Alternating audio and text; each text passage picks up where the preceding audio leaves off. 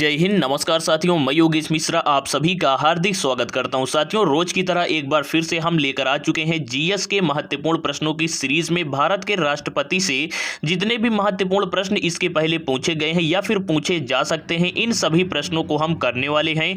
ये सभी प्रश्न सिलेक्टेड और रिपीटेड हैं, आगामी सभी गवर्नमेंट एग्जाम के लिए काफी ज्यादा महत्वपूर्ण है, तो ध्यान से लास्ट तक जरूर देखिएगा।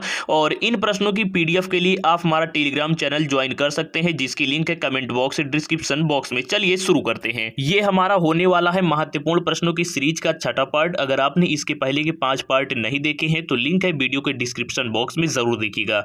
इससे पहले हम जान लेते हैं कि कल के महत्वपूर्ण प्रश्नों का सही जवाब कौन कौन दिया है। कल का महत्वपूर्ण प्रश्न था कि किसे संविधान की आत्मा और कुंजी का दर्जा प्राप्त है, तो सही जवाब यहाँ पे नेहा पाल जी के द्वारा दिया गया है कि प्रस्तावना को।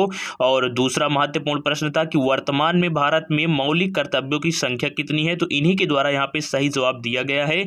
और यहाँ पे शिवानी जी के द्वारा भी सही जवाब दिया गया है कि number of fundamental duties is 11। तो अगर आप भी चाहते हैं कि हमारा नाम भी आए वीडियो में, तो आपको लास्ट में पूछे गए 2 प्रश्नों का सही जवाब देना होगा। अब बढ़ते हैं आज के पहले महत्वपूर्ण प्रश्न की ओर। तो जो पहला महत्वपूर्ण प्रश्न ये है कि भारत का एक राष्ट्रपति होगा। कहने का मतलब कि जो भारत का राष्ट्रपति है ये किस अनुच्छेद के अंतर्गत आता है, तो यहाँ पे सही जवाब होगा अनुच्छेद 52 के अंतर्गत, यानी कि जो ऑप्शन नंबर बी है ये राइट आंसर है। इसके बाद बढ़ते हैं दूसरे महत्वपूर्ण प्रश्न की ओर, जो कि है केंद्रीय कार्यपालिका का मुखिया कौन होता है, तो सही जवाब होगा ऑप्शन नंबर ए भारत का राष्ट्रपति। देखिए, चाहे केंद्रीय कार्यपालिका का मुखिया पूछे या फिर भारत का प्रथम नागरिक पूछे या फिर सेना का सर्वोच्च सेनापति पूछे, इन सभी प्रश्नों का सही जवाब भारत का राष्ट्रपति ही होगा। तो आप सभी को इनको भी याद कर लेना होगा। इसके बाद बढ़ते हैं अगले महत्वपूर्ण प्रश्न की ओर, जो कि है भारतीय संविधान के अनुसार देश का प्रथम नागरिक। देखिए, अभी मैंने आप सभी को बताया कि देश का प्रथम नागरिक भी भारतीय राष्ट्रपति को ही माना जाता है, तो सही जवाब होगा ऑप्शन नंबर बी राष्ट्रपति। और कितने प्रश्न आपको पता थे, यानी कि स्कोर आपका कितना आता है, इसे भी कमेंट बॉक्स में बताना ना भूलिएगा। बढ़ते हैं अगले महत्वपूर्ण प्रश्न की ओर, जो कि है राष्ट्रपति के चुनाव के लिए प्रस्तावक एवं अनुमोदकों की कम से कम संख्या कितनी होनी चाहिए। तो देखिए, जो इसका सही आंसर है ये है ऑप्शन नंबर बी, यानी कि 50-50 होना चाहिए। जैसे कि आप सभी को पता है कि राष्ट्रपति का जो चुनाव होता है ये डायरेक्टली जनता के द्वारा नहीं होता है, इनडायरेक्ट होता है, यानी कि जो है अप्रत्यक्ष रूप से होता है। तो यहाँ पर जो प्रस्तावक की संख्या होती है वो भी कम से कम 50, साथ ही अनुमोदकों की संख्या ये भी कम से कम 50 ही होती है। और ये कई बार पूछा गया प्रश्न है। और इसके बाद बढ़ते हैं 5वें प्रश्न की ओर, राष्ट्रपति का निर्वाचन किस प्रकार से होता है, तो ये होता है इनडायरेक्टली, यानी कि अप्रत्यक्ष रूप से।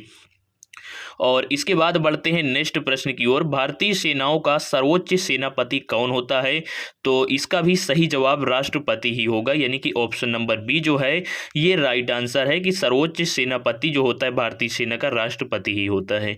और इसके बाद बढ़ते हैं अगले महत्वपूर्ण प्रश्न की ओर, अनुच्छेद 61 के तहत राष्ट्रपति पर महाभियोग का आरोप संसद के किस सदन द्वारा लगाया जाता है। देखिए, जो है सही जवाब की तो हम बात करेंगे ही, लेकिन उससे पहले इस प्रश्न में ही एक जो है वो महत्वपूर्ण प्रश्न छुपा हुआ है कि राष्ट्रपति पर जो महाभियोग लगाया जाता है ये किस अनुच्छेद के अंतर्गत लगाया जाता है, तो सही आंसर होगा अनुच्छेद 61 के तहत।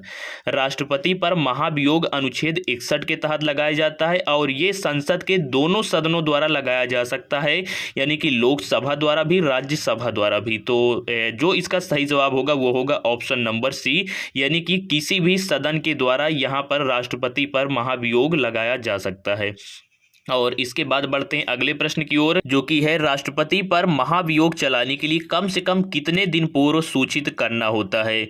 तो देखिए, राष्ट्रपति को हटाने की जो प्रक्रिया है महाभियोग, इसको चलाने के 14 दिन पहले राष्ट्रपति को जानकारी देना अनिवार्य होता है।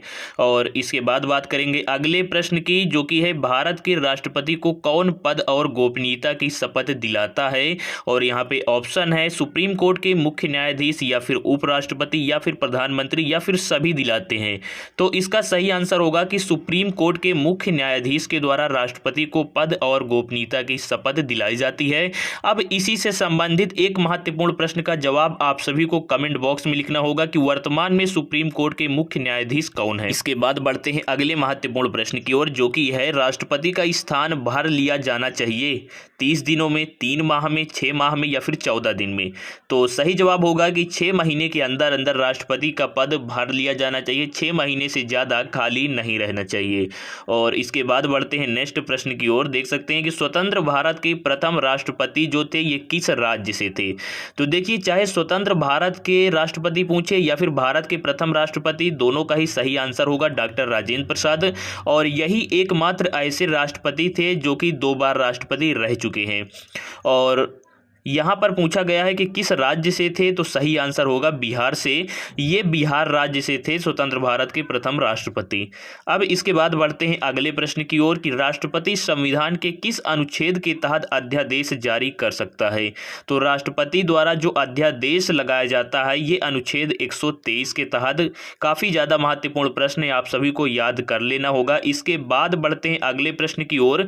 राष्ट्रपति किस विधेयक को पुनर्विचार के लिए नहीं लौटा सकता। ये आज का सबसे ज्यादा महत्वपूर्ण प्रश्न है। सही आंसर होगा धन विधेयक को। देखिए, यही एकमात्र ऐसा विधेयक है जिसे राष्ट्रपति पुनर्विचार के लिए नहीं लौटा सकता है, इसको मंजूरी देना ही होता है।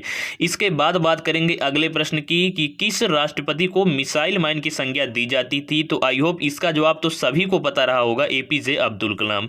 और इन 2 प्रश्नों का जवाब आप सभी को कमेंट बॉक्स में जरूर लिखना है और कल इन प्रश्नों का जवाब आप सभी के नाम के साथ दिया जाएगा अगर आप इसका सही जवाब देते हैं तो। जो पहला प्रश्न है, राष्ट्रपति अपना त्याग पत्र किसे सौंपता है। और ये एक प्रश्न है जो है कल के वीडियो से कि किस संविधान संशोधन के द्वारा संपत्ति का जो अधिकार था इसे समाप्त कर दिया गया है। तो दोनों प्रश्नों का आंसर आप सभी को कमेंट बॉक्स में लिखना होगा। और वीडियो पसंद आया तो वीडियो को लाइक करके एक शेयर जरूर कर दिया करिए अपने दोस्तों के साथ, और जिससे ये वीडियो और लोगों के पास पहुंचे। और वीडियो देखने के लिए आप सभी का बहुत बहुत धन्यवाद।